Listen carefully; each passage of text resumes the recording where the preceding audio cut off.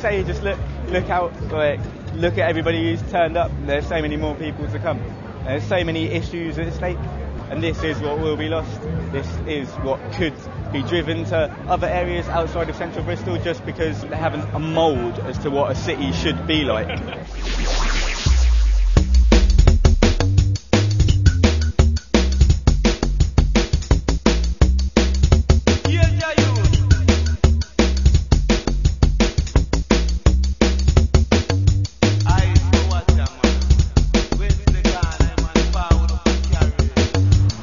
It's very difficult to understand why the people who are supposed to govern in our interests are not able to see the value in preserving what is here.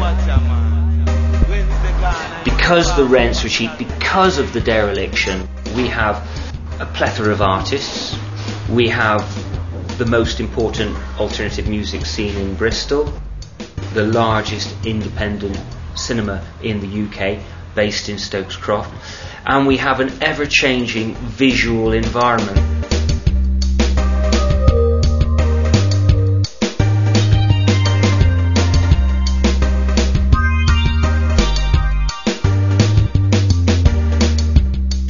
What we have is a fantastic cultural resource that is not of the institutional type that we find elsewhere in the city, and what we're aiming to do is make the case for the preservation of that in the face of the horrors that are coming towards us.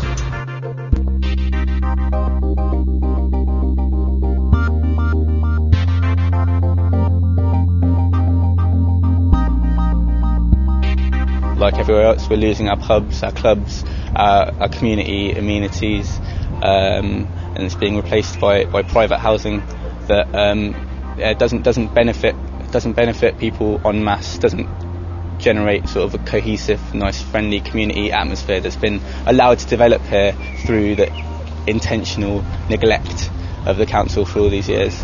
You know, developers are interested in profit and money, and they're going to come along and they're going to see different opportunities in buildings, and they're going to turn them into flats, and that's what happens, unfortunately.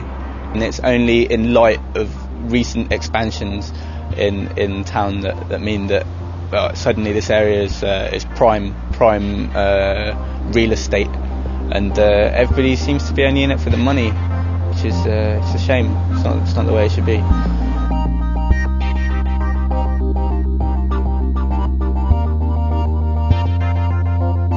We could crane a big festival-style bus into St James Barton's roundabout and run a 24-hour cafe. We could pipe music into there. We could paint hopscotches all over the ground. We could have chess sets in there. We could have things that make people want to be there.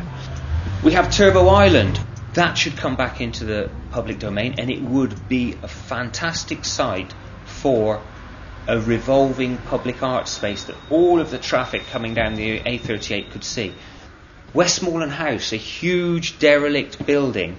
There's absolutely no reason why we couldn't reverse the trend of taking public properties and turning them into private properties. Let's take that and put it into public hands and create the art gallery that it already is. Just a few simple ideas. And in the 21st century, what is going to be required is not more shops. What is going to be required is for us to play to our strengths. And if there's one strength that this city has, it's in its creativity. And that's what there is in spades in Stokes Croft. So we would be mad to close that down. We should actually be looking at it as the great strength for the 21st century, and that is the argument that we need to make to the people that are supposed to govern us in our own interests.